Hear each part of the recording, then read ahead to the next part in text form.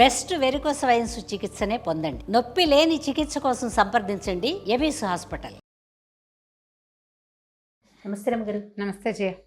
రమగారు, మనం అపూర్వ చింతామణి చేసుకున్నాం కదా, ఎన్ని ట్విస్టులు అండి. అసలు ఎంత బాగా నచ్చిందని నాకైతే పర్సనల్గా భలే నచ్చేసింది. నాకే కాదు, మామ్స్ అందరికీ కూడా చిన్న పెద్ద తేడా లేకుండా బాగా చూసారు. కానీ ఇలాంటి ట్విస్టులు ఉన్న స్టోరీస్ చెప్పట్లేదండి మీరు. అన్ని సజావుగా వెళ్ళిపోతుంది, అన్ని రకరకాల ఆలోచనలతో వెళ్ళే స్టోరీలే వెళ్తున్నాం మనం. ట్విస్ట్ స్టోరీ కావాలి. సరే, కథా చరిత్సాగరంలో విదూషకుడి కథ చెప్దాం. అయితే నీకు చింతామణి, అపూర్వ చింతామణి అంత అన్ని ఎపిసోడ్స్ రావు. ఒక 3-4 ఎపిసోడ్లు 5 ఎపిసోడ్లు వస్తాయి. ఓకే, ఒక చిన్న సిరీస్ అనుకుందాం.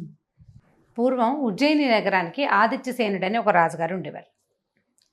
ఈయన కొంచెం బలశాలి, శౌర్య వీర్య పరాక్రమాలన్నీ ఉన్నాయి. ఒకసారి ఈయన ఏం చేశాడట, గంగా తీరంలో తన సేనతోటి విడిశాడు. ఏదో ఒక క్షేత్ర దర్శనం చేసి గంగా తీరంలో ఉంటే, ఆ గంగా తీర ప్రాంతంలో ఉన్నటువంటి గుణవర్మ అనే ఒక ఆయన ఈయన దగ్గరకు వచ్చి, మహారాజా, నాకు ఒక చాలా సౌందర్యవతి అయిన కన్య పుట్టింది. మా ఇళ్లలో అంత అందమైన పిల్ల లేదు. అయితే ఇంత చక్కని చుక్కని మా వాళ్ళకే ఇవ్వాలని అనుకోకుండా, ఎవరైనా మహారాజుల ఇళ్లలో పడాల్సిన పిల్లగా భావించి ఆ పిల్లని మీకు ఇద్దామని సంకల్పించాను. మీరు ఎలాగూ ఈ ప్రాంతానికి వచ్చారు కాబట్టి మా అమ్మాయిని చూసి మా పిల్లని పెళ్లి చేసుకోండి అన్నట్టు. అప్పట్లో ఏమిటో రాజులు నో అనేవాళ్ళు కాదు. విచిత్రంగా ఎవరు ఈ మా పిల్ల అందుకైతే దీన్ని చేసుకోండి అంటే చేసేసుకోవటమే. రెడీ అంటాం, చేసేసుకోవటం. సరే, పెళ్లి చేసుకుంటే పరమాద్భుత సౌందర్యవతి ఆవిడ, మామూలు సౌందర్యవతి కాదు. ఆవిడ అందచందాలకు ఎంత లోబడిపోయాడంటే, ఆయన తన తాలూకు రాజ్యభారం అంతా మంత్రులు, సేనాధిపతులు వాళ్ళ మీద బారేశాడు. ఆ భార్యతోటే ఉండేవాడు. సరే, కొంతకాలానికి ఆయనకి ఒక చక్కని అల్లారు ముద్దుగా ఉన్నటువంటి ఒక చక్కటి పిల్ల పుట్టింది. చాలా ముచ్చటగా ఉంది పిల్ల. దాన్ని అలాగే అల్లారు ముద్దుగా పెంచుకున్నాడు ఈయన. పెంచి ఆ పాపకి తేజస్విని అని పేరు పెట్టాడు. మహా తేజస్వితగా ఉంటుంది పిల్ల, చాలా అందమైన పిల్ల. తల్లి ఎంత అందగతో, తల్లితో పాటు రాచరికపు పాళ్ళు ఉన్నటువంటి తండ్రి యొక్క సౌందర్యం కూడా పుణికిపుచ్చుకుని చాలా అందంగా పుట్టింది. ఆ పిల్లంటే ఎంత ముద్దో ఎంత ఇదో. అయితే ఇలా ఎంతసేపు అంతఃపురానికే పరిమితి అయిపోయాడు ఆయన. అంటే దాంట్లోనే ఉండిపోయాడు, అంతఃపురంలోనే ఉండిపోతున్నాడు ఎక్కువగా. ఇంకా అసలు వ్యవహారాల జోలికి వెళ్ళడు. మంత్రులు చూస్తారు, సైన్యాధిపతులు చూస్తారు.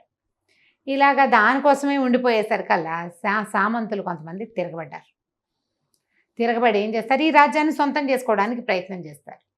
సరే, ఒకనాడు ఏమైంది, ఒక సామంతుడు యుద్ధానికి వచ్చేసరికల్లా యుద్ధం అంటే మామూలుగా వ్యవహారాల్లోకి పెద్దగా రావట్లేదు, కానీ ఇలాంటి పెద్ద వ్యవహారాలు చూస్తున్నాడు ఆయన.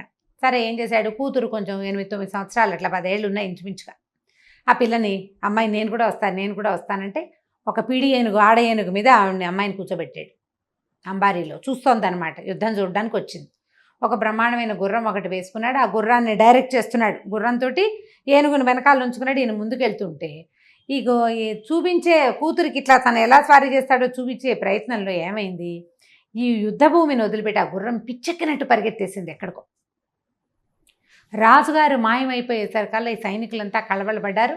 దాంతో ఒక టెన్షన్ పుట్టేసింది, రాజుకి ఏదో అయిపోయిందని.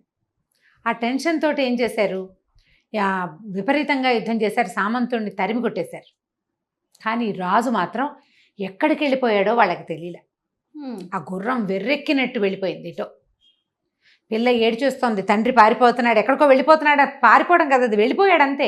ఆ గుర్రానికి ఒక రకం తిక్క పుట్టేసింది అనమాట. దానికి ఆ తిక్క పుట్టడానికి కారణం ఏంటంటే, పక్కన ఏనుగు మీద కూర్చుంది కదా రాజకుమార్తె, ఆ ఏనుగు ఘీంకరించేసరికి దాని చెవిలో మోగింది. అది దానికి తిక్క పుట్టింది దానికి. ఇక వీళ్ళంతా ఉన్న వాళ్ళంతా, సైన్యం అంతా అలా వెనక్కి వచ్చేసింది. పిల్లని చూసుకున్నారు, బాగానే జాగ్రత్తగా ఇంటికి తెచ్చేశారు లోపలికి, అంతఃపురంలోకి. ఇక ఆ పిల్ల ఏడవటం మొదలుపెట్టింది, మా నాన్నో అని. దానికి జ్వరం వచ్చేసింది అది చిన్నపిల్లకి. రాజుగారు అయిపోజాలేడు. ఆ గుర్రం పరిగెత్తి అర్ధరాత్రి వేళకు ఒక అడవిలో ఆగేసరికల్లా రాజుగారు ఎట్లా కొట్లా దాన్ని ఆపి దిగి దానికి దండం పెట్టాడు. అమ్మ, నా తల్లి, ఎన్నేళ్ళ నుంచో నా దగ్గర ఉన్నావు, ఎప్పుడూ ఇలాంటి పని చేయలేదు, నువ్వే ఇప్పుడు నాకు దైవానివి. నేను ఎక్కడికి వచ్చానో ఏమిటో కూడా తెలియట్లేదు, నాకు అర్థం కాల ఈ పిచ్చి పరుగులో. నీకు తెలిసి ఉంటుంది, నన్ను రక్షించని ఆ గుర్రాన్ని కావలించుకొని బోల్సేపు ఏడ్చాడు. ఆ గుర్రం అక్కడ కాస్త మంచినీళ్ళు తాగి కాస్త తిమితపడి అది కూడా మెల్లిగా ఆలోచించుకుంది. మెల్లిగా ఆయన గుర్రం ఎక్కంగానే నిదానంగా నడుచు, అంతకుముందు పిచ్చెక్కినట్టు పరిగెత్తింది కదా, నడిచి 3:30 4 అవుతుండగా ఉజ్జయిని నగర ద్వారాలు దాటించి ఓ చోట వదిలేసింది ఆయన. మొత్తానికి నగరం దాకా తీసుకొచ్చి పడిపోయింది గుర్రం. ఈయన దిగి చూసుకున్నాడు. ఈ పొద్దున్న మధ్యాహ్నం మొదలుపెట్టిన పరుగు ఈయనకి జుట్టంతా రేగిపోయి ఒళ్ళంతా పిచ్చిగా అయిపోయి బట్టలు కకావికలైపోయి ఎట్లా ఇప్పుడు అంత పిచ్చి పరుగులో ఏమవుతుందో తెలియదు. దుమ్ము ధూళి మొహం నిండా. సరే ఇట్లా ఈ 4 గంటలు పావు తక్కువ 4 గంటలకి ఈ మఠం ఒక మఠంలాగా ఉంది. అక్కడ కొంతమంది బ్రాహ్మణులు అక్కడ ఉన్నారు. అక్కడికి వెళ్ళేసరికల్లా వాళ్ళేమనుకున్నారు, ఉజ్జయిని నగర ప్రారంభంలోనే ఒక శ్మశానం ఉంది. శ్మశానాన్ని దాటాకే నగర ద్వారాన్ని ఆనుకునే మఠం. అయితే ఈ ద్వారము సేనా పరిరక్షితంగా లేదు. సైన్యం గనక ఉండి సైనికులు ఉంటే రాజును గుర్తుపట్టేవాళ్ళు, గుర్రాన్నైనా గుర్తుపడతారు కదా. కనీసం ఎవ్వరూ లేరు. పొద్దునైన యుద్ధం గోలలో ఈ దారి వాళ్ళు వదిలిపెట్టేశారు. వాళ్ళు వదిలేశారు, ఎవ్వరూ లేరు అక్కడ. ఉంటే బాగుండేది ఆయన సంగతి. ఈ మఠం దగ్గరికి వెళ్ళేసరికి అలా బయట కొంతమంది బ్రాహ్మణులు నిద్రపోతున్న వాళ్ళు ఉన్నారు, కొంతమంది లేచి ఉన్నారు. ఈ వస్తున్నటువంటి రాజుని, ఆయన బట్టలు, ఆయన రేగిపోయిన జుట్టు, ఆయన మొహం చూసి భేతాళుడో ఎవరన్నా భూతావిష్టుడో లేచి శ్మశానం నుంచి వచ్చేస్తున్నట్టు భావించారు. అరిచర్చి కేకలు పెట్టేశారు. ఈయన లోపలికి ప్రవేశించబడి రాజు నిర్వహించే మఠమే అది. అప్పట్లో రాజ్యాల్లో ఉండే మఠాలు, అన్నదాన సత్రాలు, యాత్రా శిబిరాలు అవన్నీ రాజే నిర్వహిస్తాడు. రాజుకే ప్రవేశం దొరకల అక్కడ. వాళ్ళందరూ అరిచి కేకలు పెట్టారు, పో అన్నారు, మంత్రోచ్చాటం చేశారు. కొంతమంది నీళ్ళు తెచ్చి చల్లారు, గంగాజలం చల్లారు ఈయన మీద. ఈయన ఏం చెప్పబోయినా వాళ్ళ గోలలో వాళ్ళు వినిపించుకోవాలి. అయితే ఈ బ్రాహ్మణ సమాజంలో ఒక యువకుడైన బ్రాహ్మణుడు ఒక అతను ఉన్నాడు, విదూషకుడు అతని పేరు. అతనికి ఒక అగ్ని మంత్రం ఉంది. ఆ మంత్రం పునశ్చరణ కొన్ని లక్షలు చేసేసరికి అతనికి అగ్నిదేవుడు ఒక ఖడ్గాన్ని ప్రసాదించాడు. ఎప్పుడు కావాలంటే అప్పుడు ఆ ఖడ్గం అతని చేతిలోకి వస్తుంది. ధైర్యశాలి, అతనికి భయం లేదు. అగ్నిదేవుడు సాక్షాత్కారం లభించిన వాడికి ఏం భయం ఉంటుంది. అతని బ్రాహ్మణులందరినీ కసిరేశాడు. ఉండండి, ఏమిటో మీరు ఆగండి అని. బయటకు వచ్చి ఈ బయట నిలబడి ఉన్నటువంటి రాజునయ్య తమరెవరు ఏమిటంటే, ఆయన నేను ఆదిత్యసేనుణ్ణి, ఇవాళ పొద్దున జరిగిన యుద్ధంలో పంచకళ్యాణి నన్ను అక్కడికి తీసుకెళ్ళిపోయింది, ఇప్పుడు తీసుకొచ్చింది వెనక్కి, నేను రాజునున్నాడు అనేసరికల్లా ఇతను కాస్త పరిశీలించి రాచకళ కనపడుతోంది. ఆయన బట్టలు అవి ఇలా పిచ్చిగా ఉన్నాయి, మొహం అంతా జుట్టు అయిపోయి పిచ్చి మొహంలో ఉంది. కానీ సరే లోపలికి తీసుకెళ్ళి ఆయనకి మొహం కాళ్ళు చేతులు కడిగిచ్చి ఏదో తినడానికి కొద్దిగా ద్రవ పదార్థం ఏదో తాగడానికే ఇచ్చి మజ్జిగ లాంటిది, పడుకోండి మహారాజా అని పక్కేసి పడుకోబెట్టాడు. మిగిలిన వాళ్ళంతా తిట్టారు కానీ అతను వినిపించుకోవాలి, ఈయన రాజే నేను నమ్ముతున్నాను అన్నాడు. ఇతను కొంచెం బలశాలి, ధైర్యశాలి కదా, కాస్త జబరగా మాట్లాడగలిగేవాడు ఎవడైనా ఉంటే మిగిలిన వాళ్ళు తగ్గుతారు. అవును, వాయిస్ పెరిగేసరికి సరే ఈయన మర్నాడు పొద్దున ఇతను ఏం చేశాడు, గుర్రం అక్కడెక్కడో పడిపోయింది కదా, నడుచుకుంటూ వెళ్ళి ఆ పడిపోయిన గుర్రం ఎక్కడుందో అక్కడి నుంచి తీసుకొచ్చాడు.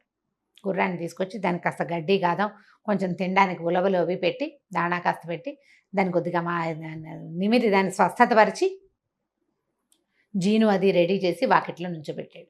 ఈయన నిద్రలు ఇచ్చేసరికి ఆయన మొహం కడుక్కోవడానికి ఏర్పాట్లు చేసి కాస్త ఏదో ఆహారం పెట్టి గుర్రం ఎక్కించాడు. జాగ్రత్తగా వెళ్ళండి ప్రభు, ఇది నగరం తాలూకు ముఖద్వారమే, ఈయన కోట అక్కడెక్కడో లోపల ఉంది, చాలా దూరం వెళ్ళాలి. సరే పంపించేసరికి ఆయన అబ్బాయి నీ పేరు ఏమిటి సంగతి సందర్భం కనుక్కున్నాడు. తన పేరు విదూషకుడని, ఈ మఠంలో ఉంటాడని తెలుసుకుని ఆయన ఏం చేశాడు, సరే వెళ్ళిపోయాడు. వెళ్ళాక ఏం చేశాడంటే కొద్ది రోజులు కాస్త సెటిల్ అయ్యాక వీళ్ళని పిలిపించి వీళ్ళకి ఈ మఠానికి విదూషకుడికి మొత్తానికి కలిపి ఒక 10 గ్రామాలు వీళ్ళ పేరు మీద రాసేసరికల్లా వీళ్ళంతా ఆనందపడిపోయారు. అక్కడున్న బ్రాహ్మణులంతా, వాళ్ళంతా ఆ ఊరు నుంచి ఈ ఊరు నుంచి చేరి ఆ మఠంలో ఉంటున్న వాళ్ళు. కొందరికి కుటుంబాలునే, కొందరికి కుటుంబాలు లేవు. వాళ్ళందరూ కలిసి ఎంజాయ్ చేయడానికి 10 గ్రామాల సంబారాలు వాళ్ళకనమాట. దాంతో వీళ్ళు చాలా కలహించుకునేవాళ్ళు, నేను గొప్ప అనుకునేవాళ్ళు, కొట్టుకు చచ్చేవాళ్ళు. వాళ్ళ రాజుగారు వచ్చినప్పుడు మొదట నేనే గుర్తుపట్టానని వాడు ఒకడు, ఇట్లా గందరగోళంగా ఉండేది. అప్పుడు ఒక నిష్ఠురొకడో ఏదో ఒక ఆయన వచ్చి అతను ఏమన్నాడంటే, మీరు కొన్నాళ్ళు పోయాక మీరంతా ఇక్కడ కొట్లాటలు వస్తాయి, కుక్కలు చింపిన విస్తరైపోతుంది మీ మఠం అంతాను, మీ పద్ధతులు ఏం బాగుండలేదు, మీరు అసలు మీలో ఎవడో ఒకడు ఒక ధైర్యశాలి, ఒక సాహసికుడిని నాయకుడిగా పెట్టుకోండి.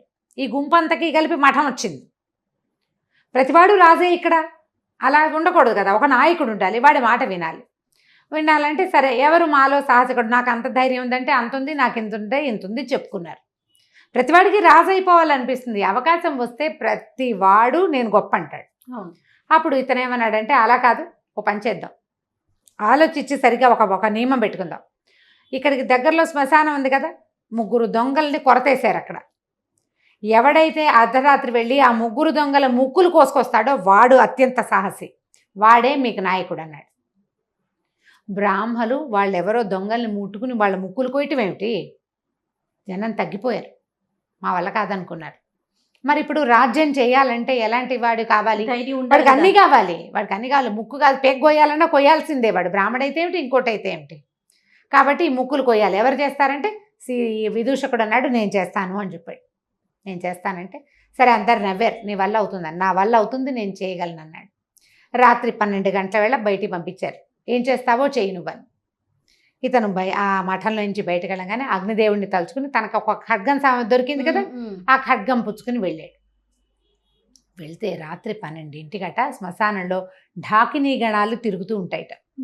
ఢాకినులు బతికున్న ఏమైనా ఇలా శిక్షలు పడిన వాళ్ళ రక్తం తాగుతాయి, శవాలలో మిగిలిపోయిన మాంసం ఉంటే తింటాయి. మహాభయంకరంగా భూతగణాలు ఉంటాయి అక్కడ.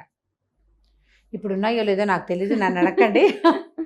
ఢాకినీ గణాలు తిరుగుతూ ఉంటాయి. సరే ఈయన వెళ్ళాడు. ఇలా మొహాలు పైకెత్తిపోయి ఉన్నటువంటి ఆ 3 దొంగలది ముక్కులు కోసేశాడు. కోసి ఉత్తరీయంలో మూట కట్టుకున్నాడు. వెనక్కి తిరిగి వస్తుంటే అతనికి ఒక విచిత్రమైన దృశ్యం కనపడింది. ఒక సన్యాసి ఒకడు ఒక శవం మీద కూర్చుని ఏమిటో పూజ చేసి జపం చేస్తున్నాడు. ఏమిటి వీడు చేస్తున్నది అంటే, డెడ్ బాడీ ఉంది అక్కడ. వాడు ఏదో ఒక గోరీని తవ్వి బాడీని తీసి బయటపెట్టి దాని మీద కూర్చుని జపం చేస్తున్నాడు. ఇతను ఏమనుకున్నాడు, ఏమిటి వీడికి ఏం సిద్ధి కోసం వీడు చేస్తున్నాడు, అదేమిటో చూద్దామనుకుని ఒక పక్కనే దాక్కున్నాడు. దాక్కుని చూస్తున్నాడు నేరుగా ఏం జరుగుతోందా అని. ఉన్నట్టుండి హి హి హి హి అని వినపడింది. శవంలోంచి శబ్దం వస్తుంది. శవం నుంచి శబ్దం వస్తుంది. దాని నోట్లోంచి ఒక అగ్నిజ్వాల లాంటిది వచ్చింది. దాని బొడ్డులోంచి ఇన్ని ఆవాలు ఇట్లా పైకి ఇట్లా కుప్పగా వచ్చినాయి. అతను ఇట్లా దోశలు పెట్టి ఆవాలని పట్టుకున్నాడు. ఆవాలే సన్యాసి ఆవాలని మూట కట్టి ఉత్తరీయంలో పెట్టుకున్నాడు. లే అన్నాడు. ఈ డెడ్ బాడీ ఠకీమని లేచి నుంచింది. విడాన్ చూస్తున్నాడు అనమాట. సరే ఏం చేశాడు ఈ సన్యాసి, ఎగిరి ఆ శవం భుజాల మీద కూర్చున్నాడు. ఆ శవం నడుచుకుంటూ వెళ్ళిపోతుంది. అది వాహనంగా ఉంది, కొద్దిగా గాల్లో తేలుతూ. వీడికి మన విదూషకుడికి ఇది భయం లేదు, సాహసికుడి తను. కత్తిపుచ్చుకుని తిరగలిగేవాడు కదా. సరే ఇలాగో మనం కోసుకొచ్చిన ముక్కులు మన భుజానే ఉన్నాయి కదా, దీని సంగతి ఏమిటో చూద్దామని వాళ్ళ వెనకాలే పడి వెళ్ళాడు. వెళ్ళేసరికల్లా వాడు ఎక్కడికి వెళ్ళింది, ఈ సన్యాసిని మోస్తున్నటువంటి డెడ్ బాడీ ఒక కాళీ మందిరం, పురాతన దేవీ మందిరం ఒకటి ఉంది. మామూలుగా ఎవ్వరూ తిరగరు అక్కడికి, పాడు పడిపోయి ఉంటుంది. అందులోకి వెళ్ళేసరికి 7 ఢామ్ అని కింద పడిపోయింది. అది కింద పడిపోయింది. ఈయనేమో దిగి సన్యాసి లోపలికి నడిచి వెళ్ళిపోయాడు. శవం పని అయిపోయింది అక్కడ. తను అక్కడ ఆపి తను లోపలికి వెళ్ళాడు అనమాట. మళ్ళీ అతను లేస్తే బయటకు వస్తే ఇది లేచి నుంచుంటుంది. అక్కడి నుంచి లోపలికి వెళ్ళాడు. లోపలికి వెళ్ళేసరికి ఆ సన్యాసి పెద్ద చూస్తే లోపల బ్రహ్మాండమైన కాళీ విగ్రహం కనిపించింది. భైరవ శక్తి చాలా పెద్దది. వీడు పోయి దండం పెట్టాడు. సన్యాసి ఈ మన విదూషకుడు అట్లాగే చూస్తున్నాడు ఉత్సాహంగా. ఏంటి జరుగుతుంది ఇప్పుడు అనేసరికల్లా, నేను నీకు శవ పూజ చేశాను, నాకు ఏమిటి ఆకాశగమన శక్తి లభించింది. వీళ్ళు ఆకాశంలోనే వచ్చాడు, అతను పరిగెత్తుకుంటూ రాలా. శవం కొంచెం గాల్లో తేలుకుంటూ వచ్చింది. ఆకాశగమన విద్య లభించింది నాకు. మరి ఇప్పుడు ఏం చేయమన్నావో చెప్పు. ప్రపంచంలో ఉన్నవన్నీ నాకు కావాలి, నాకు అన్నీ కావాల్సిందే. ఎలాగైనా నేను ఏం చేయమంటే అది చేస్తాను, ఎలాగైనా నువ్వు చెప్పింది చేస్తా. నువ్వు శవ పూజ చేయమన్నావు, చేశాను, అది అయిపోయింది. ఇప్పుడు నన్ను ఏం చేయమంటావు అని అడిగితే ఈ భైరవ శక్తి లోపల నుంచి చెప్పింది, ఆదిత్యసేనుడి కూతురుని తెచ్చి నాకు బలివ్వు, అప్పుడు నీకు సకల విద్యలు సిద్ధిస్తాయి. ఆదిత్యసేనుడు ఎవరు? ఈ విదూషకుడు రక్షించిన రాజు. ఆయన కూతురు తేజస్విని అనే పిల్ల. విదూషకుడు ఆశ్చర్యం, ఏమిటి నేను ఉండగానే, నేను ఒకడింత శక్తివంతుడిని ఈ రాజ్యంలో ఉంటే ఆదిత్యసేనుడు కూతుర్ని ఎవడైనా దొంగతనం చేయటం ఏమిటి? ఏం జరుగుతుందో చూద్దామని అతను అక్కడే కూర్చున్నాడు. ఈ సన్యాసి బయటకు వచ్చేసాడు. బయటికి రాగానే శవాన్ని లే అన్నాడు. అది లేచి నిలబడింది. నోట్లోంచి మంట వస్తుంది దానికి. దాని మీద కూర్చుని వీడేం చేశాడు, అంతఃపురానికి వెళ్ళిపోయాడు సన్యాసి. వెళ్ళిపోయి ఆ పడుకునున్న తేజస్విని ఎత్తుకున్నాడు, తీసుకొచ్చేసాడు. పిల్ల గోలుగోలుమని ఏడుస్తోంది, ఎవరికీ వినిపించట్లా. తీసుకొచ్చేసాడు. తీసుకొచ్చి ఇక్కడ పెట్టాడు ఈ దేవి మందిరంలోకి. అమ్మాయిని చూసేసరికి విదూషకుడికి అర్థమైపోయింది, పిల్లని వీడు బలి చేసేస్తాడు ఇప్పుడు అని. ఈ అమ్మాయిని రక్షించాలి. ఆ అమ్మాయికి ఒక 16 ఏళ్ళు ఉన్నాయి, 16 ఏళ్ళు, ఓ 16 ఏళ్ళు అంటే పెళ్ళిడికి వచ్చిన పిల్లే. ఆ పిల్లని తీసుకొచ్చేసాడు. తీసుకురాగానే ఈ మూల నుంచునున్నాడు విదూషకుడు. తీరా చూస్తే ఆ పిల్లని ఒక చోట కూర్చోబెట్టి అది ఏడ్చేస్తుంది, మా నాన్న అమ్మ అనుకుంటూ.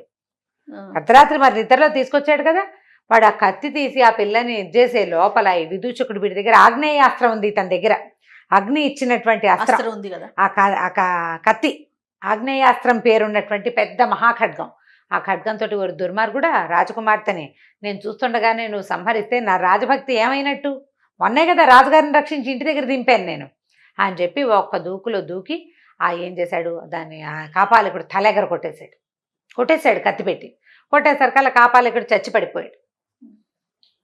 చచ్చిపడిపోయేసరికల్లా ఈ అమ్మాయి బేరమని నేర్చేస్తుంది. ఒక క్షణం అయ్యేసరికి అమ్మాయికి అర్థమైంది తనని చంపబోతున్నవాడు చచ్చిపోయాడని, అక్కడ ఇంకో పెద్ద మనిషి నుంచున్నాడని. వీడు పంచ కట్టుకుని పిలక అది ఉండి విభూతి పండురాలు ధరించిన విదూషకుని చూసేసరికల్లా ఎక్కడో చూసినట్టుంది అమ్మాయికి. జ్ఞాపకం వచ్చింది, చాన్నాళ్ళ క్రితం సభలో చూసింది ఇతన్ని, కానీ అతనేనని మేకౌట్ చేయలేకపోయింది. అప్పుడు ఏమన్నాడు, అమ్మా నేను రాజకుమార్ని, మీరు భయపడకండి, నా పేరు విదూషకుడు, మీ రాజ్యంలో వాడినే, నేను మిమ్మల్ని రక్షించాను, అదండి బయటికి వెళ్దామన్నాడు.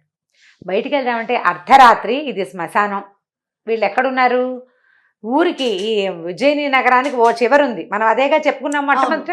ఈ చివరి నుంచి రాజుగారి మహల్ ఎక్కడుంది, నగరంలో బాగా అవతల వైపుకుంది, సగానికి పైగా అవతలకు వెళ్ళాలి. ఈ పిల్లని అర్ధరాత్రి తీసుకుని ఎట్లా వెళ్తాడు? ఇందాకటి వాడు ఏం చేశాడు, కాపాలికుడు ఆ శవం భుజాల మీద కూర్చుని వచ్చాడు.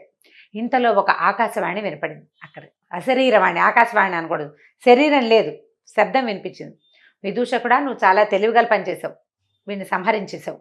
ఓ పంచి, వీడి చెంగున ఒక ఆవాల మూట ఉంది, ఆ ఆవాల మూట వల్ల ఆకాశ గమన శక్తి వస్తుంది. ఇవాళ ఒకరోజు రాత్రికి నీకు ఆ ఆవాలు తీసుకుంటే నువ్వు ఎక్కడికి వెళ్ళాలంటే అక్కడికి వెళ్ళగలుగుతావు. మళ్ళీ నెలలో, వచ్చే నెల ఇదే రోజున ఇక్కడికి రా నువ్వు అని వచ్చింది సౌండ్. ఈ పిల్ల కూడా విన్నది. అక్కడి నుంచి ఈ శవం తాలూకు బట్టలు అవి చూస్తే ఉత్తరీయంలో ఆవాలు వచ్చినాయి. అప్పుడు శవం బొడ్డులో నుంచి ఆవాలు ఎగిరితే పట్టుకున్నాడు కదా, ఆ పట్టుకున్న ఆవాలు మూట కట్టాడు. ఆ మూట కట్టిన ఆవాలు తీసుకుని ఇతను ఏం చేశాడు, ఆ అమ్మాయిని చేత్తో పుచ్చుకొని నేను రాణిగారి అంతఃపురంలోకి వెళ్ళిపోవాలని ప్రార్థించాడు. అనుకోగానే రైమని ఒకటే ఎగురు వెళ్ళిపోయాడు.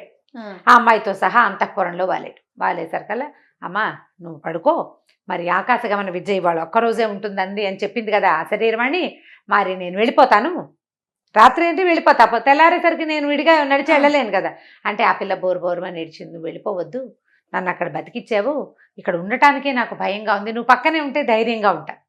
వాడు కనుక లేచొస్తే, లేదా ఆ శవం మీద ఎత్తుకెళ్ళాడు నన్ను, ఆ శవం లేచొస్తే మనం ఏం చెయ్యాలి? కనీసం నీ చేతిలో కత్తుంది, నీ దగ్గర ఆవాలున్నాయి, ఆ రెండు ఉన్న నువ్వు ఉంటే నాకు ధైర్యంగా ఉంటుందని పిల్ల ఏడ్చేసరికల్లా ఇంకేం చేస్తాడు? సరేలే కానున్నది కాకమాందని ఆ ఆవాల చెంగున మూట అలాగే ఉంచుకొని ఆ అమ్మాయిని పడుకోమన్నాడు. తనేమో ఓ పక్కన కుర్చీలో కూర్చున్నట్టు చల్లగా నిద్ర పట్టేస్తుంది. ఇది ఎంత పరిగెత్తాడు, శ్మశానానికి వెళ్ళాడు, శ్మశానం నుంచి పరిగెత్తుకుంటూ వచ్చి కాళికాలయానికి వచ్చాడు, ఆ శవం వెనకాల పరిగెత్తుకొచ్చాడు, తిరుగుతున్నాడు హైరాణ. దాంతో నిద్ర పట్టేసింది. ఈ పిల్ల మాత్రం పెద్దగా నిద్రపోలే, భయంతో అలాగే అతను చూస్తూ కూర్చున్నది. తెల్లవారేసరికల్లా లేచి బయటికి వెళ్ళింది. పాపం ఈయన అలసిపోయాడు, ఆయన పడుకున్నాడని. కానీ ఈ లేచి బయటికి వెళ్ళంగానే చెలికత్తలంతా లోపలికి వచ్చేసారు. వచ్చి ఇక మంచానికి ఒక మంచం పక్కనే ఉన్న కుర్చీలో ఇంచుమించు మంచంగో కోడికి వెనకాలన్న భాగానికి హెడ్ రెస్ట్కి తల అంచి నిద్రపోతున్న విదూషకుడు మగవాడిని అంతఃపురంలో చూసేసరికల్లా కేకలు పెట్టారు. వాళ్ళంతా కేకలు పెట్టారు. అంతఃపుర రక్షకులు వచ్చేసి ఈ విదూషకుని చేత పుచ్చుకొని పదండి ముందు రాజుగారి దగ్గరికి అన్నారు. అనేసరికల్లా ఈ అమ్మాయి కూడా వచ్చింది వెనకాల. విదూషకుడిని రాజు దగ్గర ప్రవేశపెట్టారు. ఎప్పుడైతే విదూషకుడు అని తెలుసుకున్నాడో ఇతని శక్తి ఏమిటో ఆయనకు తెలుసు. రాజుగారికి ఇంతకుముందు చూశాడు కదా తను, ఇతనికి ఆగ్నేయాస్త్రం ఉంది ఇతని దగ్గర, అది కూడా ఆయనకు తెలుసు. సరే ఏమిటినైనా ఏమిటి సంగతి, నువ్వు ఎట్లా వచ్చావు ఇక్కడికంటే, ప్రభు నిన్న ఇట్లా జరిగింది, మరి వాళ్ళేమో ముగ్గురు దొంగల ముక్కులు కోసుకురమన్నారు, ఇదిగోండి ఆ ముక్కులనే మూట వేడదీసి చూపించాడు. 3 దొంగల ముక్కులు ఉన్నాయి అందులో. అక్కడి నుంచి ఇట్లా ఒక కాపాలికుడు, అక్కడ ఒక వ్యవహారం జరుగుతుంటే నేను అతని వెనకాల పరిగెత్తాను. వెళ్తే అతను ఒక ఆశ్రమం, ఒక కాళికాలయంలోకి చేరాడు. మరి ఒక శవం కూడా ఉంది అక్కడ. ఆ కాపాలికుడి శరీరం కూడా ఆ దేవాలయంలోనే ఉంది. కావాలంటే మీరు చూడొచ్చు, మీ అమ్మాయిని పిలిపించి అడగండి అన్నాడు. ఆ అమ్మాయి ఏం చెప్పింది, వాడెవడో ఒకడు వచ్చాడు, నన్ను ఎత్తుకొచ్చాడు, ఒక మనిషి మీద కూర్చుని వచ్చాడు, కానీ ఆ మనిషి మేము గుళ్ళోకి వెళ్ళేటప్పుడు వాడు కింద పడిపోయాడు. వాడు నోట్లోంచి మంటలు వస్తున్నాయి. ఆ అమ్మాయి చెప్పింది ఇతను చెప్పింది సేమ్గా ఉంది. అక్కడి నుంచి ఈయన ఏం చేశాడు, భటులందరినీ కొంతమందిని రప్పించి సర్వసైన్యాధిపతిని పిలిచి అక్కడెక్కడికో వెళ్ళొద్దామని గుర్రాలు వేసుకుని అక్కడికి పోయారు. చూస్తే శ్మశానంలో 3 దొంగలకి ముక్కులు లేవు. 3 దొంగల శవాలు ఉన్నాయి. ముక్కులు పెట్టి చూశారు, వాళ్ళవే ముక్కులు ఒకటి. అక్కడి నుంచి ఇటు చూస్తే ఈ శ్మశానం బయట కొంత దూరంలో ఒక పాడు పడిపోయిన కాళికాదేవి గుడి ఉంది, చాలా పాతది. దాని బయట ఒక శవం పడుంది.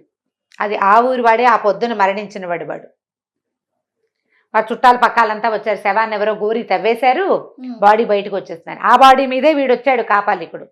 అక్కడి నుంచి లోపలికి వెళ్ళి చూస్తే ఒక పురాతనమైన కాళికాలయం, అడేం గుడి, అమ్మవారు లేదు, ఏమీ లేదు. కానీ చచ్చిపడున్న కాపాలికుడి శవం కనపడింది అక్కడ. ఇవన్నీ చూసి ఈయన చాలా సంతోషించి, లేకపోతే ఒక్క దెబ్బలో ఈ పిల్ల కాస్త హతమైపోయేది అంతే. రాజుగారు ఏమన్నాడు, విదూషకుడిని చాలా మెచ్చుకుని, నాయన నువ్వు చాలా గొప్పవాడివి, నీ అంత మహాసత్వుడు నాకు అల్లుడు కావటం కంటే నాకేం కావాలి, మా పిల్లని పెళ్లి చేసుకో అని చెప్పేసి ఈ పిల్లని పెళ్లి చేసుకున్నారు. ఇక అక్కడ బ్రాహ్మణ సత్రంలో అయిన గొడవ అవన్నీ తెలుసుకున్నాడు ఆయన. వాళ్ళందరినీ మీ దారిని మీరు పడండి. ఎవరైతే ముగ్గురు దొంగల ముక్కులు కోసుకురమ్మని చెప్పాడు కదా ఒకడు, నిష్ఠురొక్కడో ఎవడో వాడి పేరు, అతన్ని ఆ మఠానికి హెడ్గా పెట్టేసారు. ఈ విదూషకుడిని తీసుకొచ్చి పెళ్లి చేశారు. పెళ్లి చేసేసరికల్లా ఒక 1 నెల రోజులు గడిచినాయి. భార్యతో చాలా కులాసాగా ఉన్నాడు. రాజుగారు అల్లుడైతే ఏం కొదవా. సరిగ్గా నెల తిరగంగానే ఈ పిల్ల, ప్రభు మీరు ఆ గుడికి వెళ్ళొద్దు, గుళ్ళో దేవత ఆ రోజు మిమ్మల్ని పిలిచింది కాదు, నెలకల్లా రమ్మని, గుడికి వెళ్ళొద్దా మీరు అంది. అనేసరికల్ అవును కదా గుర్తొచ్చింది. అర్ధరాత్రి లేచేసి ఆ అమ్మాయి చెప్పటం కూడా రాత్రి 11 గంటల వేళకి చెప్పింది. చెప్పి పడుకుని నిద్రపోయింది. ఈయన తను కత్తిపుచ్చుకుని గుళ్ళోకి వెళ్ళిపోయాడు. గుళ్ళోకి వెళ్తే గుడి ఎక్కడుంది, అది పాడుపడిన గుడి. ఆ గుడిలో ఏముందో ఇతనికి తెలియదు. మళ్ళీ మొదట వెళ్ళినప్పుడు పెద్ద ఇంత జేజమూర్తి కనబడింది. రాజుగారితో వెళ్ళినప్పుడు ఏం లేదు, ఏదో ముగ్గులు గిగ్గులు అన్నీ ఉన్నాయి, అమ్మవారి విగ్రహం మాత్రం అక్కడ లేదు. కాపాలికుడి శవం ఉంది. ఇప్పుడు వెళ్ళేసరికి అలా గుళ్ళోకి అడుగు పెడితే అది గుడి కాదు, ఏదో ఒక మహాహర్మ్యం లాగా ఉంది. లోపల ఒక అందమైన అమ్మాయి కూర్చుని ఆ అమ్మాయి ఏం చెప్పిందంటే, ఈయన ఏం చేశాడు, గుడి బయట నిలబడి, నేను విదూషకుడిని, నేను వచ్చాను, నెల తర్వాత రమ్మన్నావు అంటే, రా లోపలికి అని కేక వినపడింది. లోపలికి వెళ్తే అది ఒక హార్మ్యం లాగా ఉంది. లోపల ఒక అమ్మాయి కూర్చుని. ఆ అమ్మాయి ఏం చెప్పిందంటే, నేను విద్యాధర రాజైన విద్యాధర సేనుడి కూతురుని, నా పేరు భద్ర. నేను ఆ శ్మశానంలో ఇవి డాకినీ గణాలు ఉన్నాయి కదా, వాళ్ళని చూడ్డానికి వచ్చాను. నువ్వు ఎప్పుడైతే 3 దొంగల ముక్కులు కోసావో అప్పుడు నేను నీ వంకే చూస్తున్నాను, నువ్వు చాలా అందంగా ఉన్నావు, నువ్వు నాకు నచ్చావు. ఆ తర్వాత నువ్వు కాపాలికుడిని వెనకాల తిరిగావు, అక్కడి నుంచి ఇక్కడికి వచ్చావు, నేను నిన్ను వెంబడించి ఇక్కడికి వచ్చేసా. వచ్చిన తర్వాత నాకు తెలిసింది నువ్వెంత శక్తిమంతుడివో, నీ దగ్గర ఎలాంటి మంత్రశక్తి ఉందో తెలిసింది. అందుకనే నేను ఆ అశరీరవాణిని నేనే ఆ ఆవాలు తీసుకోమని నీకు ఆజ్ఞ ఇచ్చాను. నిజానికి ఆవాల్లో ఏమీ లేదు, ఆ శక్తి నాది, నీ ఆకాశగమన విద్య నాది. నేను వచ్చాను నీతో పాటు అక్కడికి, నీకు కనపడకుండా. నెల తర్వాత రమ్మని నేనే నీకు చెప్పించాను. నాకు తెలుసు రాజకుమార్తెను పెళ్లి చేసుకుంటావని. ఓ 1 నెల రోజులు నువ్వు ఆ భార్యతో గడిపి తర్వాత నా దగ్గరకు వస్తామని ప్లాన్డ్గా చెప్పాను నీకు. ఆ అమ్మాయిని ఆవేశించి ఇవాళ ఇక్కడికి రావాలని గుర్తు చేసింది కూడా నేనే. నేను నిన్ను ప్రేమించాను, నాతో ఉండిపోవాలి. ఈయన రాజకుమార్తెని రాజుగారిని అన్నీ వదిలిపెట్టేశాడు. విద్యాధర కన్నా తిరిగితే ఇక రాజుగారి కూతురు ఎందుకు ఉంది, పెళ్ళాం ఉండి అని చెప్పి ఈ అమ్మాయితోటి ఉండిపోయాడు. కొన్ని రోజులు గడిచిపోయినాయి. అక్కడ రాణిగారి యువరాణి తెల్లవారి నిద్రలేచి భర్తేడి చూసుకుంది. మా ఆయనేడి ఏడవటం మొదలుపెట్టి. రాజుగారు రాణిగారు అంతా ఏమైపోయాడు, రాత్రి 11 గంటలకి తాంబూలాలు ఇచ్చారు. తర్వాత ఏమైందో తెలీదు. అప్పుడు ఈ అమ్మాయి గుర్తు చేసుకుని, కాదండి గుళ్ళోకి వెళ్ళుంటాడు, ఆ గుడికి నేను చెప్పానంటలా. ఆ పిల్ల గుర్తులేదు, నేనే గుళ్ళోకి వెళ్ళాలని గుర్తు చేశానని గుర్తులేదు. ఏడ్చేడ్చి శోకాలు పెట్టాక ఇతనికి తల్లిదండ్రి లేరు, చుట్టాలు పక్కాలు లేరు, ఎవరింటికి వెళ్ళాడు, ఏమయ్యాడు అని ఓ ప్రశ్నలు వచ్చాక తట్టింది. అవాళ్ళండి నన్ను కాపాలికుడు చంపైపోయిన రోజున ఆ గుళ్ళో శక్తి జేజీ నెల తర్వాత రమ్మంది, ఓవేళ ఆ గుళ్ళోకి వెళ్ళాడేమో నాన్నగారండి అంది. అనగానే వీళ్ళంతా పొలోమని గుళ్ళోకి వెళ్తే అదొక పాడుపడిన దేవళం. అవాళ్ళు ఏం చూసారో ఇప్పుడు కూడా అక్కడ అదే ఉంది, ఏమీ లేదు. నిజానికి ఆ గుళ్ళోనే ఉన్నాడు విదూషకుడు. ఆ లోపల ఒక హర్మ్యం లాంటిది, అదంతా మాయ మహత్యాల్లో ఉందన్నమాట. అతను అక్కడ ఉన్నా కూడా వీళ్ళకి కనపడలా. అయితే ఏమైంది, ఈ రాజుగారు అంతా వెతికిస్తున్నాడు, అన్ని బ్రాహ్మణ అగ్రహారాలు ఆ ఊళ్ళు ఈ ఊళ్ళు వెతికేస్తున్నారు, చెరువులు దొరువులు వెతుక్కుంటుంటే ఒక యోగి ఒక ఆయన ఈ దీనికి వచ్చాడు సభకి. వచ్చినప్పుడు ఆయన యువరాణిని చూసి, అమ్మాయి నువ్వేం బెంగపెడకు, మీ ఆయన మంచి ఏమంటారంటే దివ్యోత్తేజాన్ని పొందుతున్న దశలో ఉన్నాడు, ఇప్పుడు తిరిగి వస్తాడు, తిరిగి రాడేమో అని భయపడబోక నువ్వు, ఆయన చాలా దివ్య వైభవాన్ని పొందుతున్న పరిస్థితుల్లో ఉన్నాడు అతని జాతకం ప్రకారం. నీ జాతకం ప్రకారం కూడా కొద్ది రోజులు నీతో భర్త ఉండడు, కానీ అతను బతికే ఉన్నాడు, తిరిగి వస్తాడు, నువ్వు కంగారు పడద్దు అన్నారు. అనేసరికి సరే అమ్మాయి కాస్త ఏడుస్తున్నా, భర్త లేడని మూసుకున్నప్పటికీ నిదానిచ్చింది, ఏడుపు తగ్గించుకుంది. ఈ భద్రతో ఉన్నాడు కదా, ఈ భద్ర ఇతను కొన్నాళ్ల పాటు బాగా ఎంజాయ్ చేశారు, హాయిగా ఉన్నారు వాళ్ళిద్దరే. ఒకనాడు ఈ భద్రకి ఒక స్నేహితురాలు ఉంది, యోగేశ్వరిని. ఆవిడొచ్చి ఏం చెప్పిందంటే, నువ్వు విద్యాధర కన్యవయ్యి ఇలాగా ఈ మానవుడితో జతకట్టామని వాళ్ళందరూ నీ మీద కోపంగా ఉన్నారు, నిన్ను శిక్షించడానికి వచ్చేస్తున్నారు, పారిపో ఇక్కడి నుంచి. ఎలా పారిపోవాలి? ఇక్కడి నుంచి తూర్పు వైపున కార్కోటకం అనే ఒక నగరం ఉంది, అది దాటాక సీతద అనే ఒక నది ఉంది, ఆ నది దాటిన తర్వాత ఉండిన పర్వతం, ఒక సిద్ధపర్వతం ఒకటి ఉంది అక్కడ, సీతోద అనే నది, దాని తర్వాత ఒక సిద్ధపర్వతం. ఆ పర్వతం మీదకి విద్యాధరులు రారు, నువ్వు ఇమీడియట్గా అక్కడికి పారిపో, తలదాచుకో, వీళ్ళు రారు, నువ్వు వెళ్ళి ఉండగలుగుతావు, స్త్రీవి, నువ్వు మానవుడితో జతకట్టున్నావు కాబట్టి, మగవాళ్ళు రాలేరు, నిన్ను శిక్షించలేరు. మరి ఇప్పుడు నేను వీడినేం చేయను అని వాడు ఏడ్చి, నేను ఇతను వదిలిపెట్టలేంటే ఏం పర్వాలేదు, ఇతను మహాసత్వుడు, తన దగ్గర ఆగ్నేయాస్త్రం ఉంది, పైగా అసలు వెరుపు లేదు, ఇతనికి విషయం కొద్దిగా చెప్పి నువ్వు ఇక్కడి నుంచి లేచక్క పారిపో ఇక్కడి నుంచి, వాళ్ళు వచ్చే లోపల అని చెప్పి వెళ్ళిపోయింది. ఈ భద్ర కాస్త ఏడ్చి దుఃఖించి మొత్తానికి ఆ భర్తకి తన ఈ విదూషకుడికి చెప్పిందనమాట, నేను కార్కోటక నగరం ఉంది, దాని తర్వాత నది ఉంది, ఆ తర్వాత విద్యాధర సిద్ధపర్వతం ఒకటి ఉంది, విద్యాధరులు రారు, నేను అక్కడికి వెళ్ళిపోతున్నాను, నువ్వు అక్కడికి రా, ఈ ఉంగరం ఉంచుకో అని ఒక ఉంగరం వేలికి పెట్టింది. డెంగుమని మాయమైపోయింది. ఈయనకి తెలిసింది తను ఎక్కడున్నాడు, అమ్మాయి మాయమైపోగానే ఆమె పెట్టినటువంటి ఆకాశ హర్మ్యం ఉంది చూడు లోపల, మాయ హర్మ్యం కూడా మాయమైపోయింది. ఈయన పాడుపడిన కాళికాలయంలో కూర్చుని ఉన్నాడు, హడిలిపోయాడు, ఏమిటి నేను ఇక్కడికి ఎందుకు వచ్చాను అని. కానీ అతనికి ఏమనిపిస్తుంది, ఒక కళలాగా తను ఇక్కడికి వచ్చినట్టు, ఇక్కడ ఒక విద్యాధర కన్యక మహాసౌందర్యవతి ఉన్నట్టు, తను దాంతోటే చాలా కాలం గడిపినట్టు జ్ఞాపకం ఉంది, కళ లాగా అనిపిస్తుంది. వేలికేమో ఉంగరం ఉంది, అంటే ఇదంతా నిజం. అయ్యో నాకు ఆ కళ్ళలో చూస్తున్న స్త్రీయే కావాలని ఉంది. ఎలా అక్కడికి వెళ్తాం? సరే ఆవిడ ఏదో చెప్పింది కదా, ఎక్కడికో వెళ్తున్నానని చెప్పింది, అక్కడ సిద్ధాశ్రమంలో సిద్ధపర్వతం మీద ఉంటుంది, అక్కడికి వెళ్ళాలి. సరే ఏం చేశాడంటే నిదానంగా బయటకు వచ్చాడు. వస్తూ ఏం చేశాడు, అక్కడ పూజా సామాగ్రి ఏవో ముగ్గులేసి చెత్తగా ఉంది కదా, అదంతా ఒంటి నిండా పూసుకున్నాడు, బట్టలు చించేసుకున్నాడు. చించుకుని బయటకు వచ్చాడు. భద్ర అని అరుస్తూ బయటకు వచ్చేసరికల్లా ఆ చుట్టుపక్కల ప్రాంతంలో ఉన్న ప్రజలంతా రాజుగారు అల్లుడు విదూషకుడి కోసం వెతుకుంటున్నారు కదా, వచ్చాడు విదూషకుడు దొరికాడు అన్నారు. తీసుకుపోయి రాజుగారి ఆస్థానంలో అప్పచెప్పారు. ఈయన భద్ర అంటాడు, బట్టలు ఉంచుకోడు, చింపేసుకుంటాడు, ఏది కనపడితే అది ఒంటికి పూసేసుకుంటాడు, భద్ర అంటుంటాడు. ఏమండు, ఏమీ మాట్లాడు. వచ్చాడు కదా భర్త, ఈవిడేం చేసింది, శుభ్రంగా రాజకుమార్తె స్నానం అది చక్కగా చేయించి భోజనం పెట్టపోతే సగం భోజనం తిన్నాడు. అక్కడి నుంచి లేచేళ్ళు అక్కడ ఏదో బూడిదుంటే పొయ్యిలో బూడిదంతా పూసేసుకుంటాడు ఒంటికి. వాళ్ళు వీళ్ళు ఉచ్చాటన చేసేవాళ్ళు, భూత వైద్యులు, రకరకాల వాళ్ళు వచ్చారు. ఎవరు ఏం చేసినా ఆ భద్రా మాండు, బూడిది పోసుకోవడం మాండు, బట్టలు చింపుకోవడం మాండు, ఒక ఉన్మత్త దశ.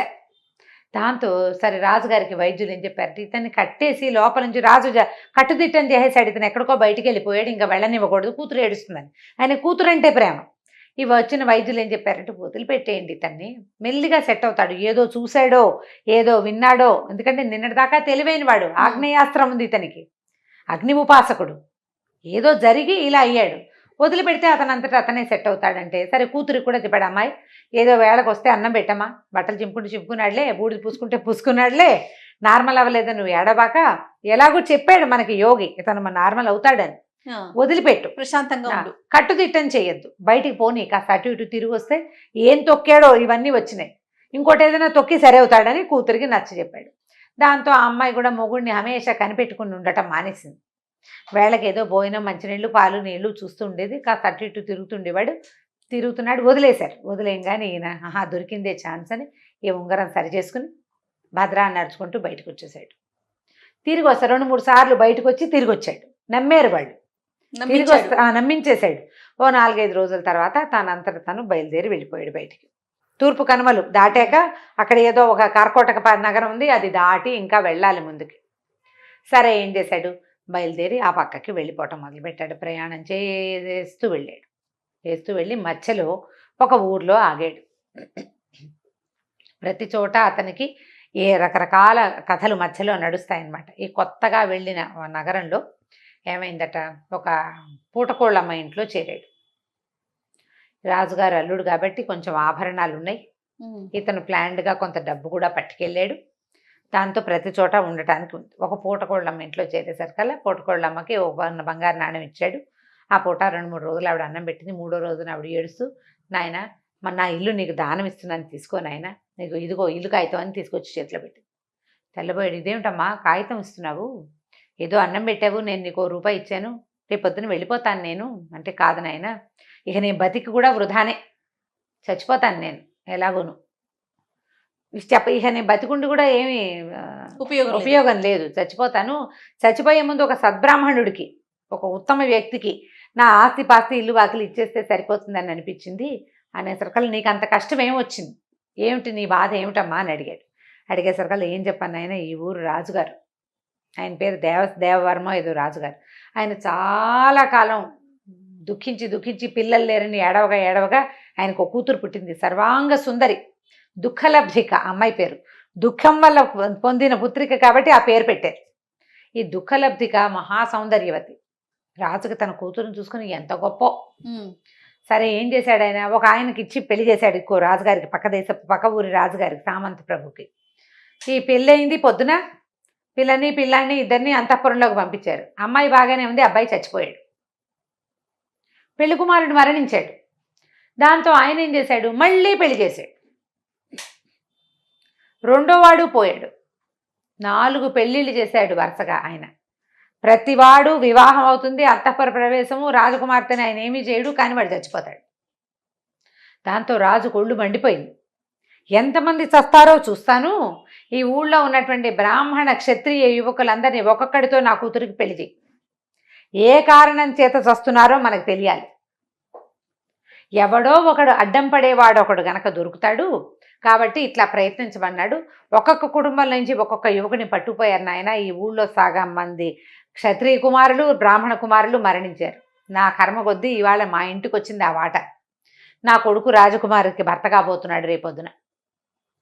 ఇక భర్త ఏమీ లేదు, అంతఃపురంలోకి పంపేటేమీ, వివాహం లేదు, ఆవిడ అంతఃపురంలో ఉంటుంది, డైరెక్ట్ అంతఃపురంలోకి పంపేస్తారు. తెల్లారేసరికి వాడు చచ్చిపడి ఉంటాడు అక్కడ, వాడు చచ్చిపోతాడు. నా కొడుకు ఎలాగూ చచ్చిపోతాడు, ఒక్క పిల్లాడు, నేను బతికుంటే ఏం చేస్తాను నాయన అనేసరికల్లా అయినా ఏదో ఉంది ఇక్కడ, ఎవరో ఈ అంతఃపురంలో వెళ్ళిన వాళ్ళని చంపేస్తున్నారు. రాజకుమార్తె చూస్తే సౌందర్యవతి, ఈ ఊళ్ళోనే పుట్టి పెరిగింది, ఆవిడదేం లేదు, ఆవిడ లబోదిబ్బమని ఏడుస్తుంది. నాకు వద్దు నాన్న, ఇలా నా కోసం ఎవరిని చంపద్దు నాన్న అని అమ్మాయి ఏడుస్తోంది. తండ్రి వింటల్లా. పిల్ల మంచిదే, ఏదో జరుగుతోంది. సరే ఏమన్నాడమ్మా, అన్నం పెట్టావు 3 రోజుల నుంచి, నీ రుణం తీర్చుకుంటా నేను, నాకేమన్నా అవుతుందని నువ్వు బెంగ పెట్టుకోవద్దు, నీ కుమారుడి ప్రాణాలకి నా ప్రాణం అడ్డేస్తా, వాడిని పంపద్దు, నేను వెళ్తాను అన్నాడు. నేనే నీ కొడుకునని చెప్పు, నేను వెళ్తా అన్నాడు. కొద్దిగా భయపడింది, కానీ ఇతని సత్వము, అతని ధైర్యము, ఆ మాటల్లో ఉన్న తెంపరితనము అవి చూసేసరికి ఒప్పుకుంది. సరేనా, సరే రాజకుమార్తె అంతఃపురానికి బయలుదేరాడు విదూషకుడు. పౌండ్రపట్టణం అనే చోటకి వెళ్ళాడు. పూటకోళ్ళమ్మ ఇంటికి వెళ్ళాడు. పూటకోళ్ళమ్మ ఇంటికి వెళ్ళాడు. ఆవిడేమో నాస్తంతా నీకు ఇచ్చేస్తాను, ఏమిటంటే రాజుగారి కూతురు సంగతి చెప్పింది. ఏమన్నాడంటే, నీ కొడుకు బదులు బకాసురుడి దగ్గరికి భీమసేనుడి వెళ్ళినట్టుగా నేను వెళ్తానమ్మా అని చెప్పాడు. వెళ్ళాక ఏమైందో చూడాలి ఇప్పుడు మనం. సరే విదూషకుడు ఏం చేశాడు, సాయంకాలం చీకటి పడింది, శుభ్రంగా పూటకోళ్ళమ్మ పాలు పెరుగు పోసి అన్నం పెట్టింది, తిన్నాడు, వెళ్ళాడు. వెళ్తే లోపలికి వస్తుంటే అందరు చూస్తున్నారు, పాపం ఎంత బాగున్నాడు, మరి చక్కగా ఉన్నాడు అనుకున్నాడు.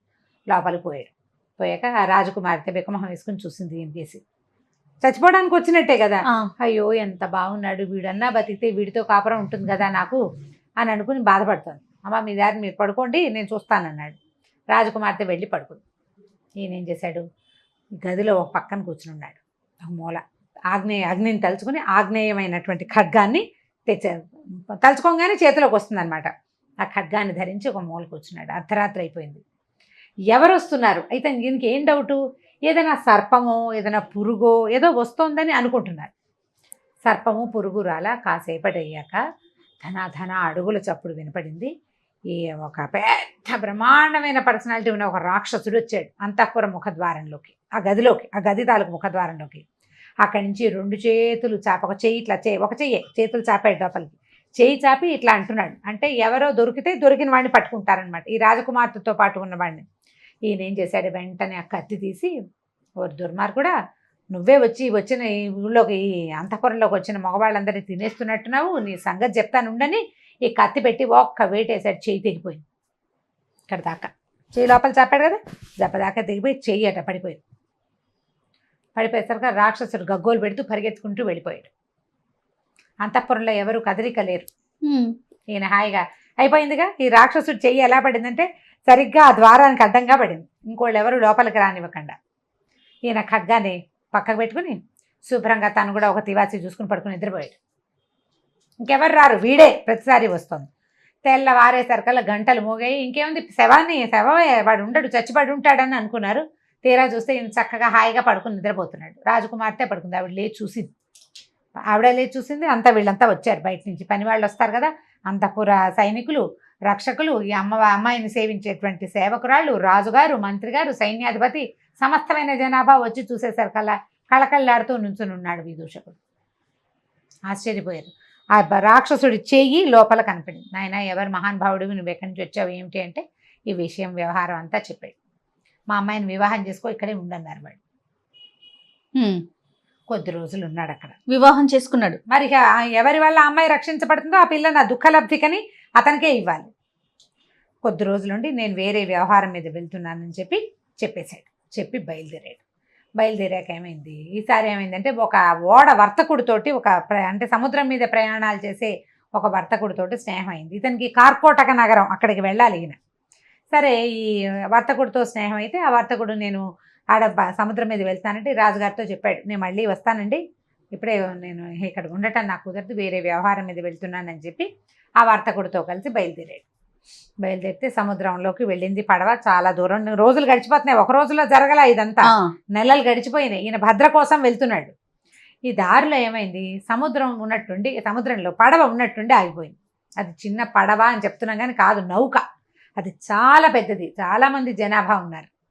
ఇక ఏం చేసినా ఆ పడవ కదలపోయేసరికల్లా ఆయన ఏమన్నాడు, ఆ ఓడ వర్తకుడు, ఎవరైతే ఈ ఓడని కదుపుతారో వాళ్ళకి నా సంపదలో సగం ఇచ్చి నా పిల్లనిచ్చి పెళ్లి చేస్తానన్నాడు. అనేసరికల్లా మన సత్వశీలుడు కదా ఇతను, విదూషకుడు చాలా మహాసత్వుడు. తను ఏమన్నాడు, నేను చూస్తాను, అసలు ఇక్కడ ఏముందో నేను చూస్తానని చెప్పి ఏం చేశాడు, ఆ సముద్రంలోకి ఆగ్నేయాస్త్రాన్ని పట్టుకుని దూకేసరికల్లా కిందకి వెళ్ళేసరికి అతనికి ఏం కనపడిందంటే ఒక మహాకాయుడైన ఒక రాక్షసుడు నిద్రపోతున్నాడు. నిద్రే. ఆ నిద్రకి అతని పిక్కకి ఈ పడవ తాలూకు కింద భాగం ఉంటుంది కదా, ఈ మట్టిని కదుపుతూ నడిచేది, అది పట్టేసుకుంది. వీళ్ళు ఎంత ప్రయత్నం చేసినా పిక్క, అతను ఎంత మహాకాయుడు, ఈ ఓడకి కనీసం 20 ఇంతలు ఉన్నాడు. ఇతను ఏం చేశాడంటే ఈ ఆగ్నేయ కత్తి ఉంది కదా, దాంతో ఆ పిక్కని తెగ నరికేసేసరికి పడవ కదిలితే వెళ్ళే ముందు ఏం చెప్పాడు, ఇతనికి ఎట్లా వేశారు వీళ్ళని సముద్రంలోకి వెళ్ళటానికి, నడువుకి తాడేసి వదిలిపెట్టారు సినిమాటిక్గా. ఆ కింద పని అయ్యాక అతని పైకి లాగాలి. వాళ్ళకి చెప్పాడు, నేను కేక పెడతాను, పడవ కదలంగానే నన్ను లాగండి అన్నాడు. అనేసరికల్లా సరే అందరు ఒప్పుకున్నారు. మరి పైన ఉన్నారు కదా, ఇదే ఒక సినిమాలో చూశారు, జ్ఞాపకం చేసుకోండి. ఆ సినిమాలో ఐడియా వాళ్ళ సొంత ఐడియా కాదు, కాసిం ఇలాంటి కథల్లోది, ఇది కథా సరిత్సాగరంలో కథ. సరే, కిందకేశారు, తాళ్ళు పట్టుకుని ఉంచుకున్నారు కదా, పైనుంచి పట్టుకున్నారు, అతని కాళ్ళు పట్టుకుని కిందకి వదిలిపెట్టారు. తల కిందలుగా వచ్చాడు కిందకి. నరికేం కానీ పడవ కదిలింది. నావ కదలంగానే వాళ్ళు ఏం చేశారు, నా వర్తకుడు కనిపించింది, ఈ బాపడు వీడెవడికో నా పిల్లని నేను ఎందుకు ఇవ్వాలి, పడవ ఎలాగో కదిలిపోయింది, వీడు కొత్తగా స్నేహం పోనివ్వమని ఏం చేశాడంటే తాళ్ళు నరికించేశాడు. అయ్యో. ఈ తలకిందులుగా ఉన్న విదూషకుడు పెళ్ళమని నీళ్ళలోకి పడిపోయాడు పూర్తిగా. ఇప్పుడు పైనుండి ఆసరా పట్టుకుని ఉన్న దారి వేరు, ఆసరా కోసం కానీ వదిలిపోయారు. అంతకుముందు వాళ్ళు ఆపి పట్టుకున్నారు, ఇప్పుడు పట్టు లేదు, పడిపోయాడు కిందకి. పడిపోగానే ఏం చేశాడంటే ఇక అర్థమైంది ఇతనికి, వాళ్ళు మోసం చేశారు. కానీ ఏ రాక్షసుడి పిక్కనైతే తను నరికాడో ఆ పిక్కని ఆసరా చేసుకుని, అదొక దీనిలాగా, పిక్క అంటే కింద భాగం, మోకాలు కింద నుంచి పాదం దాకా ఉండేది కదా, దాన్ని ఆసరా చేసుకుని సముద్రంలో ఈదటం మొదలుపెట్టాడు. ఏదో ఒకటి కావాలిగా, సముద్రాన్ని ఈదుతూ ఒక పక్కకి ప్రయాణం, సముద్రం ఏ పక్కకి తీసుకెళ్తే ఆ పక్కకి. అట్లా ప్రయాణం చేసుకుంటూ వెళ్ళాడు. ఒక నది, ఒక తీరానికి చేరాడు. సముద్రమే ఒక తీరానికి చేరేసరికి ఒక అశరీరవాణి వినపడింది. భళా విదూషక, నువ్వు చాలా గొప్ప సమర్థుడివి, మహాసత్తుడివి, నేను నీ ఆరాధ్యతమైనటువంటి అగ్నిహోత్రుణ్ణి. ఇక్కడి నుంచి, ఇది దిగంబర దేశం, ఇక్కడి నుంచి 7 రోజుల్లో నువ్వు కార్కోటక నగరానికి చేరతావు. అక్కడ దాకా నీకు ఆకలి దప్పులు లేకుండా వరం ఇస్తున్నాను. కార్కోటక నగరం వెళ్ళాక అక్కడ నీ యొక్క మనసు తీరుతుంది, నువ్వు చాలా సమర్థుడివి, నువ్వు ఇలాగే నీ పనులు చేసుకుంటూ ఉండమని ఆజ్ఞ వినపడింది అశరీరవాణి. ఆ తర్వాత అతను అక్కడి నుంచి 7 రోజులు ప్రయాణం చేసి ఆ కార్కోటకం అనే నగరానికి చేరాడు. అది చాలా గొప్ప అద్భుతమైన నగరం, ఎంత బాగుందో. అక్కడ ఆ రాజువారు, ఆ ఊరి రాజుగారు కట్టినటువంటి ఒక బంగారు దేవాలయం ఉందట. ఆ దేవాలయానికి వెళ్ళాడు. ఇతను మంచి రూపాలు లావణ్యమైన వాడు కదా, అందమైన వాడు. అక్కడున్న బ్రాహ్మణ సమాజం అతన్ని బాగా ఆదరించింది, భోజనాలు పెట్టారు, చక్కగా దేవాలయం అంతా చూశాడు, చుట్టుపక్కల ఊరంతా చూశాడు. అక్కడి నుంచి ప్రయాణించాలి తను. అయితే ఏమైందంటే, ఈ బ్రాహ్మణ సమాజం వాళ్ళతో కబుర్లు చెప్పుకుంటాడు, తను ఏ ఊరు, ఎక్కడి నుంచి వచ్చాడు, పాత జరిగిన సంగతులు చెప్పుకుంటారు కదా. రాజుగారిది ఒక ఇది వినపడింది. ఏమిటి, రేపు ఉదయం ఎవరైనా సరే కుమారుడు, క్షత్రియుడు కానీ బ్రాహ్మణుడు కానీ రాజకుమార్తెని వివాహం చేసుకోవాలని కోరుతున్నట్లయితే వాళ్ళు ఈ రాత్రికి రాజకుమారి అంతఃపురంలో నిద్ర చేయాలో అని. ఈయన తెలివిగలవాడు, ముందే సత్వుడు, ప్రధానంగా ఇలాంటి ఏమైనా ఛాలెంజెస్ ఉంటే ఉత్సాహంగా ఉంటుంది. నేను చేస్తానన్నాడు. అనేసరికల్లా ఈ బ్రాహ్మణ సమాజం అంతా అంది, నాయన అంత సులువు కాదు, రాజుగారి కూతురు దగ్గరికి ఎవడెళ్తే వాడు చచ్చిపోతున్నాడు అంతఃపురంలో, ఇలా జరుగుతుందని వాళ్ళు ఏంటంటే ముందు రోజు నిన్ను టెస్ట్ చేస్తారు, నువ్వు బతికుంటే రేపొద్దున పెళ్లి చేస్తారు, బతికలేకపోతే నిన్ను వదిలేయటమే. అమ్మాయి పెళ్లి చేయడానికి ఇప్పటికి సంవత్సరాలుగా ప్రయత్నిస్తున్నారు, టమ్కేస్తారు, రానివాడు రాడు, వచ్చినవాడు వస్తాడు, ఇవాళ రారు, రేపు మళ్ళీ టమ్కేస్తారు, రేపు ఎవడో ఒకడు వెళ్తాడు పిచ్చి పెద్దవా, వాడు దొరికిపోతాడు. అనేసరికి తను ఏమిటో చూస్తాను, నేను ఆల్రెడీ ఇలాంటిది ఒక క్రియ చేశాను, నాకు తెలుసు, నేను వెళ్తానన్నాడు. ఎంత వద్దన్నా అతను వినలా. అయితే అతను ఇలా తలుచుకోగానే అతని చేతిలోకి కత్తి రావడాన్ని చూసిన బ్రాహ్మణ సమాజం అంతా నమ్మింది, వీడి దగ్గర ఏదో మహావిద్య ఉంది. సరే, ఈయన అంతఃపుర ప్రవేశం చేశాడు. ఆ రాజకుమార్తె ఎంత అందగత్తో ఇతను చూసి ఏడవటం మొదలుపెట్టింది. అయ్యో, నా మళ్ళీ చచ్చిపోవడానికి ఇంకొకడు వచ్చాడే అని. ఆ రాత్రి ఆవిడని పడుకోమన్నాడు. ఈయన మెలకుగా ఉన్నాడు. ఈసారి ఒక రాక్షసుడు మళ్ళీ వచ్చాడు. వాడు ఎడం చేయి లోపలికి పెట్టి ఇతన్ని పట్టుకోపోయాడు. వాడికి కుడి చేయి లేదు. ఇతను ఏం చేశాడు, ఆ చేయి గట్టిగా పట్టుకుని వాడు జుట్టు పట్టేసుకున్నాడు.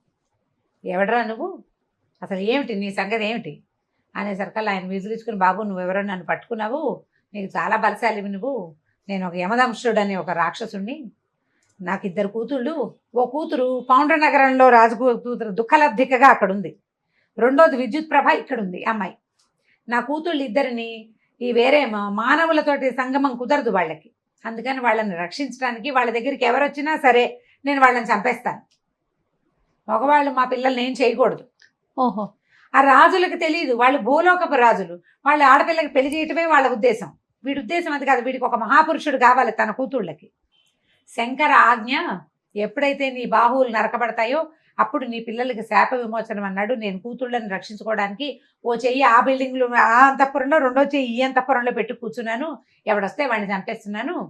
పౌండ్ర నగరంలో కూడా ఒకడు నా కుడి చేయి నరికాడు, ఇప్పుడు నువ్వు ఎడం చేయి నరికేసావు, నా జుట్టు కూడా పట్టుకున్నావు, నా శాప విమోచనం అయిపోయింది నాయన అనేసరికల్లా ఇతను చెప్పాడనమాట నవ్వుతూ, పౌండ్ర నగరంలో నీ చేయి నరికింది నేనే అనేసరికల్లా నాకు శాప విమోచనం అయిపోయింది, నేను ఇంకా నా పిల్లల్ని రక్షించక్కర్లేదు, నువ్వు నా కూతుర్ని పెళ్లి చేసుకుని హాయిగా ఉండు, నేను నీకు సేవకుడుగా ఉంటా, నువ్వు ఎప్పుడు ఎక్కడికి రమ్మంటే అక్కడికి వస్తాను, నన్ను తలుచుకుంటే వస్తాను, ఏ సహాయం కావాలన్నా చేస్తాను నాయన, నన్ను వదిలిపెట్టేయమన్నాడు. సరే, జుట్టు పుచ్చుకున్నాడు కదా, జుట్టు వదిలిపెట్టేయగానే రాక్షసుడు మాయమైపోయాడు.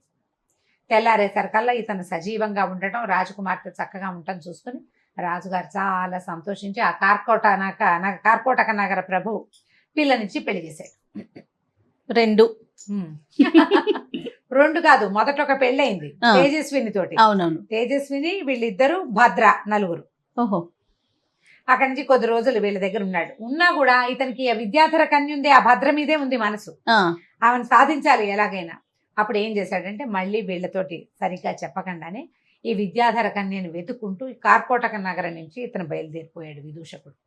దారిలో 2 పెళ్లిళ్ళు చేసుకున్నాడు, ఒక రాక్షసుని సంహరించాడు, సంహరించాడు అతను శాప విమోచనం చేశాడు. అతడి సహాయం తనకి దొరికేలాంటి ఏర్పాటు చేసుకుని మళ్ళీ ప్రయాణం మొదలుపెట్టాడు. విదూషకుడు రాక్షసుడి 2వ చేయి కూడా నరికేశాడు. వాడు అని చెప్పాడు. జుట్టు పుచ్చుకుని లొంగ తీసుకున్నాడు. నేను ఎక్కడికైనా వెళ్ళాలంటే నేను ఏం పని కావాలంటే ఆ పని చేస్తానని ఒప్పుకున్నాడు ఆయన. ఆ రాజకుమార్తెను వివాహం చేసుకున్నాడు. కొద్ది రోజులు ఉన్నా కూడా విద్యాధర కన్య అయినటువంటి భద్ర కోసం బయలుదేరాడు. బయలుదేరి ఏం చేశాడు, ఆస్థానం నుంచి బయటకు వచ్చేసాక అతన్ని యమదంశుడనే ఆ రాక్షసుని తలుచుకున్నాడు. నన్ను సిద్ధపర్వతం, ఇప్పుడు మనం కార్కోటక నగరంలో ఉన్నాం, ఇక్కడి నుంచి ఇంకా ముందుకెళ్ళాలి. సీతోద అనే ఒక నది ఉంది. ఆ నదికి అవతల గట్టున ఉదయన పర్వతంలో ఒక సిద్ధపర్వతం ఒకటి ఉంది, నన్ను అక్కడికి తీసుకెళ్ళు. ఆయన భుజం మీద కూర్చుంటే తీసుకుపోయి అక్కడ దింపేసాడు. దింపేసి ఇది సిద్ధులు తిరిగేది, విద్యాధరులు వాళ్ళు ఉంటారు, నేను రానివ్వరు నన్ను పైకి, నేను మళ్ళీ నువ్వు తిరిగి వస్తానంటే నేను ఇక్కడికే రాగలుగుతా అని చెప్పి యమదంశుడు ఈయన అక్కడ వదిలిపెట్టి వెళ్ళిపోయాడు. సరే ఈయన ఏం చేశాడు, ఆ పర్వతం మీదకి ఎక్కాడు. ఎక్కితే ఎక్కగా బాగా చక్కగా తోటలాగా ఉండి ఒక బంగారపు దిగుడు బావి ఒకటి కనపడింది అక్కడ. దిగుడు బావి చుట్టుపక్కల తడితడిగా ఉంది, పాదాల గుర్తులు కనపడుతున్నాయి. అంటే ఇక్కడ ఎవరో తిరుగుతారనమాట. సరే ఏం చేశాడు, ఓ పక్కన కూర్చుని ఉన్నాడు. చాలాసేపటికి కొంతమంది ఆడవాళ్ళు ఇంత బిందెలు పుచ్చుకుని వచ్చారు. ఆడవాళ్ళవే పాదాల గుర్తులు అనమాట. ఓ పక్కన కూర్చున్నాడు.